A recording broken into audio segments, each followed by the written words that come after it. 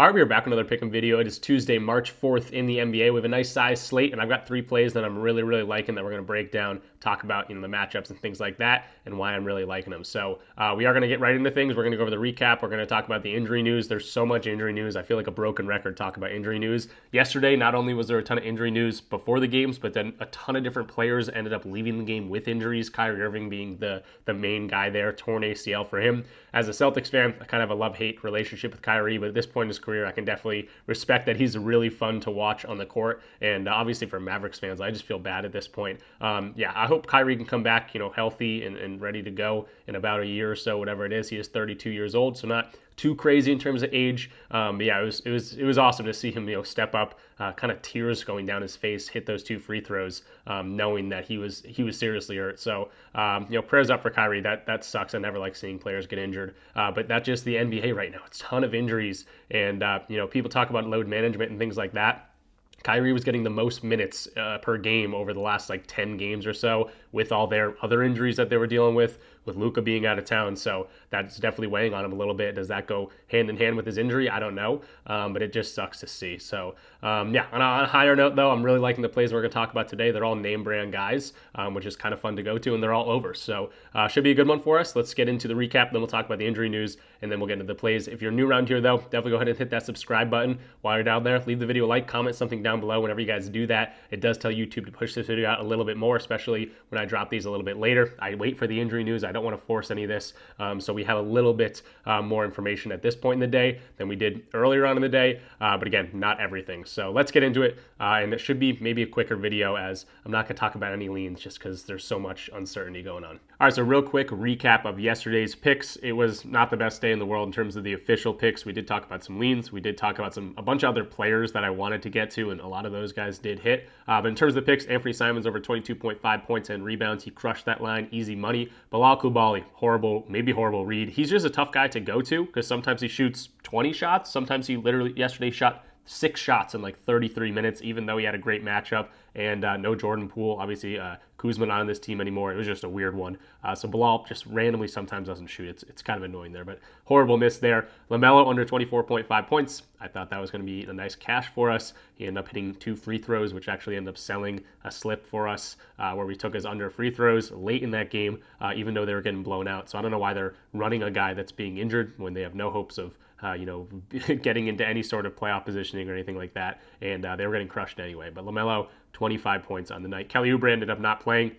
Same thing with Damian Mitchell. He did not play. Tyrese Maxey did stay under his 39.5 points, rebounds, and assists because he got injured as well. Ton of injuries, like I've been saying. And then Dyson Daniels, we had a plus money lean over here. 10.5 rebounds and assists. This guy loves getting 10 rebounds and assists exactly. If you ever see this at 9.5 and you can get some juiced money on it, it's usually a good read. But yeah, he likes to land on 10, and that's what he did yesterday. So as in terms of the recap, again, a lot of winners we talked about that I didn't type out here in yesterday's video, but in terms of the plays we talked about, not the best day in the world. So we're going to get into the plays for today. That's what we're going to be doing. Let's talk about some injury news, and then we'll jump into it. All right, so first up, the back-to-back news. There are 4 teams in a back-to-back: the Atlanta Hawks, the Golden State Warriors, the Houston Rockets, and the Philadelphia 76ers. I always point that out. Certain guys that go through warm-ups and they aren't feeling amazing might be late scratches in this, so that doesn't bode well for taking an under on a guy that might get more minutes. And at the same time, some guys sit the first half of the back-to-back and then they play the other side of the back-to-back. A lot of Rockets players sat out yesterday, so we could see them good to go in this one. So I always want to point that out just to get you guys thinking, okay, back-to-backs do sometimes go into play here. For the Houston Rockets and the Indiana Pacers here, ton of game time decisions for the Houston Rockets. Again, yesterday's game, a ton of guys sat out. Is that because they're actually dealing with some sort of injury? Was it more of a rest situation? And that was a game against the Thunder, so I don't think it was more of a rest situation. But I would assume more of these guys play today, but I'm not going to go to it not knowing who's playing. For the Indiana Pacers side of things, I was trying to get to some guys with Benedict Mathurin being a game time decision, but doubtful here. A lot of guys like Pascal Siakam, Miles Turner score the ball a lot more without him in the lineup, but just a horrible matchup for a lot of dudes in terms of spot-ups and things like that. The Houston Rockets play one-on-one a lot, and the spot-up defense is really good. So guys like Miles Turner, Siakam, even some guys like Aaron Nesmith, just not the best matchup for them. So not any picks in there, but that's the injury news. For the Toronto Raptors, a bunch of injury news for them. Grady Dick, Agbaji, another guy that takes up some shots, some rebounds from guys like Scotty Barnes and things. Could be an okay spot, but the Orlando Magic defense is also really good. On the Orlando side of things, Cole Anthony is going to be a game time decision.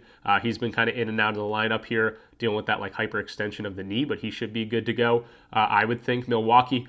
Giannis Antetokounmpo game time decision, but probable. Kyle Kuzma is a game time decision. Bobby Portis still out with that huge suspension. Connaughton's going to be out, and then Pete Nance. Honestly, don't even know who that is. So he's going to be out in this one too. For the Atlanta Hawks, Trae Young, game time decision, probable. He gets that tag a lot. I think he should be ready to go. Now, this is a back-to-back situation for them, so just keep that in mind. If something flares up and they want to sit him against the Bucks, they might go ahead and do that. V. Krejci and Larry Nance also out for that team. For the Golden State Warriors, Steph Curry is going to be a probable tag. He also gets this probable tag a decent amount. This is a back-to-back for them, so just keep an eye on Steph Curry. He actually is going to be a guy that I go to in this matchup against the Knicks because that pick-and-roll defense is pretty weak. We're actually not going to be looking at his points, but maybe a different line, so stay tuned for that. Kuminga's also game time decision in this one. He's missed a ton of time. Looks okay, so now he got ruled out. So he's not going to be playing. So just keep that in mind. Just got ruled out there. And then Gary Payton also out for this team. But everyone else should be ready to go for the New York Knicks. Towns is going to be a game time decision. He's obviously a huge part of this game plan. So it's tough to go to the New York Knicks team if you don't know if Towns is going to play. He's been in and out in the lineup for the last few weeks. Cleveland Cavaliers, no Evan Mobley is a huge angle for a lot of these guys. And they got a great matchup going against the Chicago Bulls. We will talk about a Cleveland Cavalier in this one. For the Chicago Bulls side of things, a ton of injuries for them. Vucevic, I don't think we're going to see much more of Vucevic for their entire season, to be totally honest. Patrick Williams out for this one. Gideon Herter, also game time decisions. Lonzo as well, and then Kobe White, a probable tag. For Philadelphia and Minnesota, we got a ton of game time decisions. Tyrese Maxey dealing with an injury. Looks like Paul George is a game time decision. He's missed the last a couple games recently. Obviously, Embiid's out for the rest of the year. Oubre is a game time decision, a guy we went to yesterday, but didn't end up playing, so not sure who's going to play for Philadelphia. And then on the Minnesota side of things, no Gobert, but Julius Randle did return. I expect him to hopefully go in this one. He's a probable, or I guess a true game time decision as of right now. Naz Reid still sliding into that center spot. For Brooklyn, no Clowney, but they're getting relatively healthy. Looks like D'Lo's in the lineup. Cam Thomas is back. Cam Johnson, Nick Claxton, all ready and healthy, ready to go. For the San Antonio Spurs, obviously Wemby's out for the year. Bassey's still out, and then Castle's going to be a game time decision for them. So they should be good, pretty much ready to go for them as well. So kind of a healthy matchup here. For the Clippers, we got no Derek Jones, no Norman Powell, no Ben Simmons. So definitely some good usage potential for some of these guys. This is a game I might want to look more into. No plays in it just yet, but I could see some guys getting some good value. Bogdanovich sliding into the starting lineup. Looks like he's projected for 32 minutes. So yeah, could be a good matchup against the Phoenix Suns. Then you can add on the storyline with Harden playing Durant. These guys are old buddies, old teammates, and good storyline there. Star-studded with Kawhi, Harden, Kevin Durant, Booker, Bol in there. Should be a fun one there. For the Pelicans, we got Brandon Boston, the only game time decision and injury report for the Pelicans, so relatively healthy for them. Obviously, DeJounte Murray's out for the entire year, but that's not even listed because we don't have to deal with him anymore. But Pelicans have kind of won a few games recently, I guess, but now they run into the Lakers with Luka, Reeves, LeBron, all in the game time decision report. More game time decisions for Luka and Reeves. Then LeBron should be ready to go as a probable tag. But Rui Hachimura out of this one, good one. And Kleba, we still haven't seen him make his Lakers debut. So as you can see, always a ton of injury news, but definitely some good spots here, some good games out there as well. But yeah, that's what we're looking into for today in terms of the injury news. Let's talk about some plays though. All right, so jumping into Props Madness, this is the tool I use in every single video we do. So if you were interested in this tool, you can get a free week trial using my link in the description down below and code RICH. When you use that code, you're going to get that free week, but you're also going to get 25% off your first month or your first year. And again, if you're looking at this tool and you watch the videos, you're going to be like, I have to try that thing out at some point. It's just awesome. They give you so much different matchup news and player types and similar types of players and things like that. And it's so powerful. You can dive more deep into, it's not just, oh, this team gives up a lot of points, I'm going to go to this guy's over. It's more towards, how do they score their points? Pick and roll ball handling, they give up a lot of free throws, transition, above the break threes, inside, mid-range, whatever it might be. You can look farther into that and use these filters to see games that are playing similar types of teams. So it really gives you the edge, and it's a lot of fun to use too if you're into stats, if you're into betting in general. It's just a lot of fun to use, and it's a really, really powerful tool. So definitely check out Props Madness. And we're going to use some of those filters to look at Damian Lillard. I'm going to be looking at his 3-point line here at 3.5, minus 132, some juice on some books, but you can get this at minus 125 at a couple different places too, so nothing too crazy at all. But 3.5 3-pointers made. He's over this in 51.7% of games, and he's also going up against the team that's very, very good for him to hit those above the break threes. 50% of his shots come from above the break threes. They're ranked 29th there. I also like to see he's got a pretty weak matchup in terms of pick and roll ball handling, free throws, transition, how he scores the ball. This is a weak defense overall, and they're on a back-to-back. I think Damian Lillard should be able to take advantage of that. And if he's just cooking in general, even if he's scoring baskets at the rim, that's going to translate to more confidence, more shots falling, and I think that's going to go hand in hand with the three-pointers being made. And of course, that weak above the break defense is what we're really looking at. Now, in terms of the points, you can see head-to-head, it's up to 25.5. That'll be the first note I make. It's a very high line for a guy like Dame. His line's not very commonly at 25.5. Sometimes he's at 26.5. If Giannis isn't there, it's going to be much higher. But usually it's at like 24.5. So I do like to see we're getting a little bit of a bump up in terms of his points line here at 25.5. And then head-to-head, he didn't get this in any of the games against the Hawks so far this year. But if you look at the three-pointers, he hit it in every single one of those games, which is why I'm definitely favoring the three-pointers line here. And I don't mind going to 4.5 and getting some plus money on this. You can ladder this, maybe play Dame's normal three-point line at 3.5 and then maybe do another bet on his 4.5 because I do think he's in a really, really good spot here. But let's take a look, make this chart look even better. And we can see that the dominant scoring zone is above the break threes. Let's go to dominant scoring zone right here. That's the filter right here. And again, they're ranked 29th in that regard. If you want to go to the bottom 10 teams in terms of defending that, which the Hawks fall into that category, he's over this in 64% of games, so definitely getting a much better hit rate when he's seeing these weak above the break three defenses. I'm actually going to put this to 15 just to get a little bit more data points because I want to add another filter to this, but still over in 57% of those games. And then positionally, I don't look at this all the time, but they are ranked 29th in terms of giving up threes to the point guard position, which obviously Damian Lillard is the point guard of this team. Once we start talking about shooting guards, small forwards, power forwards, it gets a little bit worse in terms of going to positional defense. But I do like to see that this is a great data point. They're weak to giving up not only threes, but three-pointers to point guards. And if we can go to bottom 15 teams in terms of allowing three-pointers to point guards, along with this other filter that we got going on with the above the break three defense, now he's over this in 75% of games. And again, I pointed out the 4.5 three-pointers line for some plus money. You probably get some nice juice on that if you want to get some plus money action. He's over in getting 5 three-pointers in a decent amount of these games, so I think that's a pretty good gamble here. And then you consider the injuries piling up for this team. Bobby Portis out, Connaughton out, Kuzma even game time decision. Giannis should be good to go, but he hasn't been playing more than 32 minutes. Might be getting the ball in the hands of Damian Lillard just a little bit more in a great matchup for him. So I think Dame's going to be able to knock down some threes. I don't mind going to Giannis's assist here because you can see 44% of his assists come from above the break threes. We did a video a little bit ago where we correlated this and went to this kind of attack for another week above the break three defense because Giannis gets a ton of those at above the break three assists, and that's where they're ranked 25th in terms of giving up assists to that spot. If you want to go to Giannis's 6.5, that's for plus money as well. If you want to get crazy and go to Giannis's 6.5 assists and Damian Lillard's 4.5 three-pointers line, I think you're going to get a really good return on that. And you can see dominant assist zone, again, 25th ranked here. If you want to go to bottom 15 teams in the league, he's over this line. It's 59% of those. So even though it's plus money, he's hitting this at a pretty good rate in these certain types of matchups. So really like what I'm seeing from Damian Lillard. That's going to be the main attack here. 3.5 three-pointers made going up against the Atlanta Hawks, who are on a back-to-back. I think Dame can get this hopefully early, but we know he can cook at the end of games as well. Damian Lillard, first play of the day, over 3.5 three-pointers made. Move along to the next play here. It's going to be Donovan Mitchell over his 25.5 points going up against the Chicago Bulls. First of all, Donovan Mitchell's been playing really, really well. Did get a game off against the Blazers after this 40-point game against the Celtics, so he's well rested and ready to go. Games he's played with 3+ days of rest, which he's got going on for him today. He's over in 5 of 8 games, so nice data point there. He's also playing away. They rely on him a little bit more in terms of away games. This jumps to a 51.9% hit rate on the season in terms of away games. If you want to look at the head-to-head here as well, he scored 36 and 37 points against this Bulls team. If you look last year, he also had 2 30-point games plus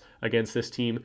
So he doesn't, some teams he just doesn't like. He doesn't like the Celtics. He doesn't like the Bulls, it seems like, and he just goes off against these certain teams. So Donovan Mitchell in a really good rhythm here. I like his potential to score some points. That doesn't, end there though. Evan Mobley's going to be out of this game. We can see in 6 games of Evan Mobley this year, he's over in 66% of those. One of those games was against the Rockets, which is a very good defense. The other one was against the Wizards. Maybe just a weird game there. But I'd like to see Evan Mobley out of the lineup. But we can also just talk about the potential for some points in terms of how he scores the ball. Above the break threes, pick and roll ball handling. They're weak to both of those. 20th ranked in terms of pick and roll ball handling. For 25th ranked in terms of above the break threes. I'm going to be very, conservative here and just knock out the best 10 teams in terms of defending these areas. So we'll start with dominant scoring zone. That's the above the break threes. Knock out those top 10 teams. This jumps to a 55% hit rate. And then in terms of the dominant player type, that pick and roll ball handling, they're ranked 20th. So seeing teams ranked 10th to 30th is a pretty good sample size here, and he's now over that in 58% of games.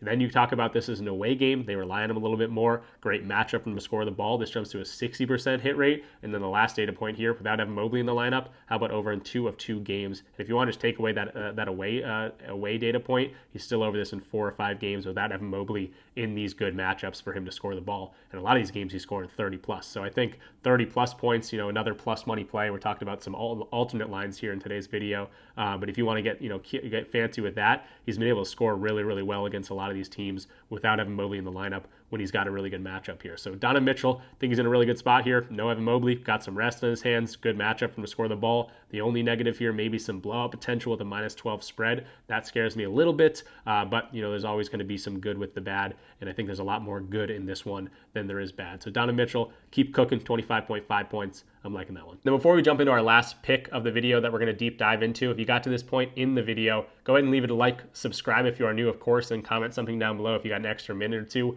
I guess a second or two. It doesn't take very long. And I do appreciate whenever you guys do that. It does tell YouTube to push it out a little bit more. And I also read all those comments. If you got a play that you're loving today, I love reading those, and people definitely read those comments, and people get some winners in the comments down below. So I appreciate all of those. Also, while you're down there, check out the description of this video. That's where you get access to all my codes, and it's a great way to support me when you use my code. Sign up for things for like PrizePicks, like Underdog, like Betr, like Sleeper, whatever you want to go on to. All those platforms are awesome that I've partnered with, and they're platforms I use myself. They throw money at you as a new user using my code, so it's a great way to support the channel, but you also get something back in return. And if you use my code, let me know in the comments or join the free part of the Discord. Say, hey, I use your code for one of these platforms. Here's the screenshot, and I get you into the Discord community for a free month. You get access to all of my plays there, all my slips, and also the community aspect of it is a whole lot of, whole extra part that I don't really talk about as much as I probably should. Like-minded people always chatting in there, giving each other ideas, bouncing ideas off each other, sharing their own slips. We got some seasoned chefs in there, guys that have been there for a while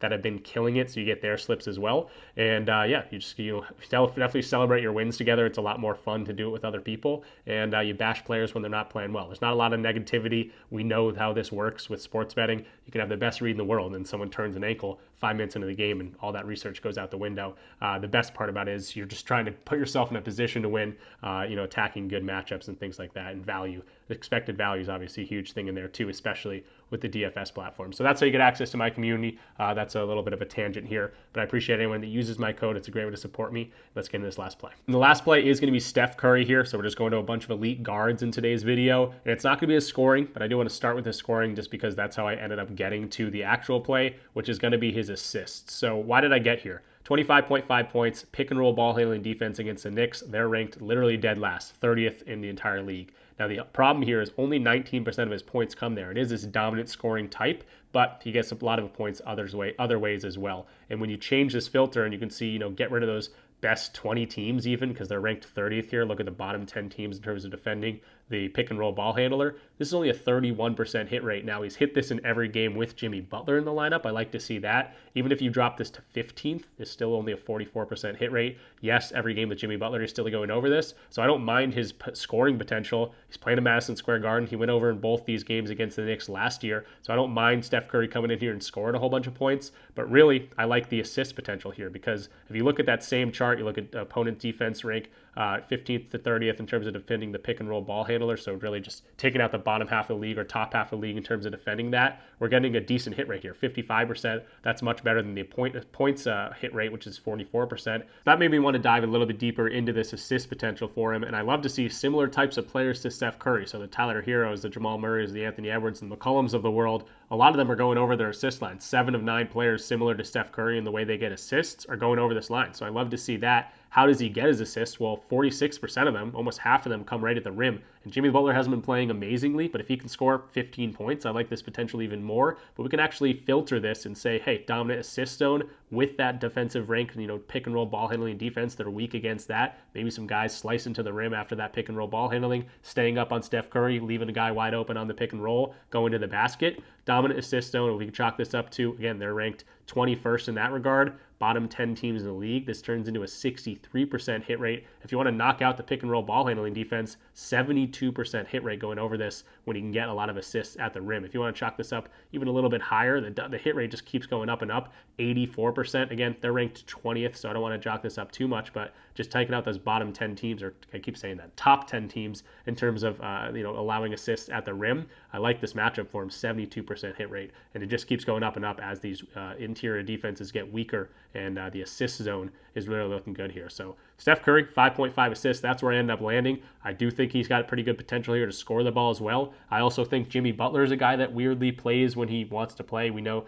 playoff Jimmy Butler is a real thing. He likes to step it up. Now he's playing in Madison Square Garden. Maybe he scores a little bit more, and hopefully a lot of that comes right at the rim on passes from Steph Curry. So that's the way I played it. 5.5 assists for Steph. Loving this hit rate, and then again, this New York Knicks defense potentially not having Karl-Anthony Towns in the lineup. He's a game-time decision, but even if he's there, he's played a lot of the games this season. We see a lot of assists, 21st ranked in terms of allowing assists right at the rim. So loving Steph Curry, 5.5 assists. That's the final play of the video. So that's going to do it for this one. It's going to be a little bit of a quicker one, but I think we're still over that 20-minute mark. But I know you guys like the deep dives into these plays. And we talked about a bunch of elite point guards today, pretty much. We got Damian Lillard over his three-pointers line at 3.5. I don't mind getting some plus money at a 4.5 line either. And if you want to throw in Giannis's assists, wasn't an official pick, but I know Giannis likes to get those assists from above the break threes. And when Damian Lillard's knocking them down, that correlates really, really well. The next play was Donovan Mitchell to score some points. Well rested, great matchup. No Mobley, looking really good for him today as well. And then the last play we just talked about with Steph Curry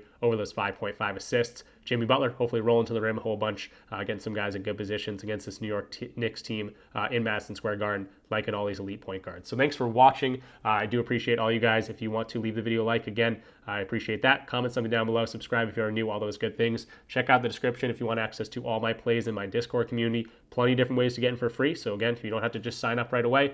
Sign up for the PrizePicks promo or the Underdog promo, get some free money, and you guys can, mess around with those plays. I do send plays out for a lot of those platforms that you'll see down there as well each and every day. So you can just get in the access, take your free money from those platforms, and then if you want to just tail my slips in the Discord, you can go ahead and do that. But we have a lot of fun in there. So thanks for watching. Good luck with all your bets today. There's a ton of games, hopefully some good ones, and I'm definitely going to continue to look through the board as we know more injury news popping out throughout the day. So yeah, good luck with all your bets. Good luck with all your bets. Good luck with all your bets. Let's have a winning day for us, and I'll see you guys in the next one. Peace out.